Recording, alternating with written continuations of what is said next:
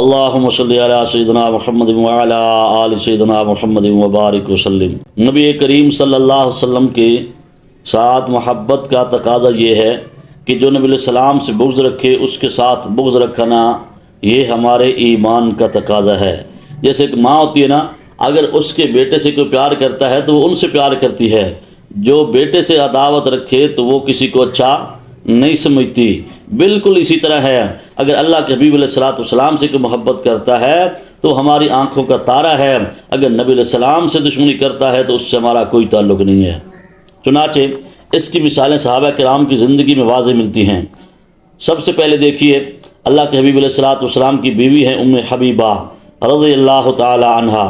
ان کے والد کا نام تھا ابو سفیان، جو ایمان نہیں لائے تھے تو ایمان لانے سے پہلے اپنی بیٹی کے گھر آئے، یعنی نبی علیہ السلام کے گھر میں آئے تو نبی علیہ السلام کی چار پائی پر بیٹھنا چاہا، لیکن وہ بستر کو ام حبیبہ رضی اللہ تعالی عنہا لپیٹنے لگی تو ابو سفیان کہنے لگا، بیٹی باپ کے آنے پر تو بستر بچھایا کرتے ہیں، بستر لپیٹا تو نہیں کرتے، بستر سمیٹا تو نہیں کرتے۔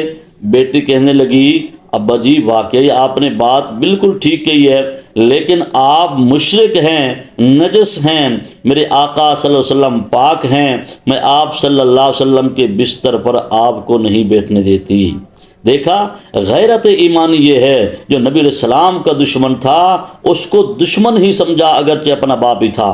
تو اللہ سے دعا ہے کہ اللہ تعالی ہمارے دلوں میں بھی ایسی غیرت پیدا فرمائے، ایسی غیرت پیدا فرمائے کہ جو نبی علیہ السلام کا دشمن ہے اس کو ہم اپنا دشمن سمجھیں، جو نبی علیہ السلام کا دوست ہے اس سے محبت کریں۔ تو اللہ سے دعا ہے کہ اللہ تعالی نبی علیہ السلام کا عشق ہمارے سینوں میں پیدا فرمائے اور نبی علیہ السلام کی کامل اتباع کرنے کی توفیق عطا فرمائے۔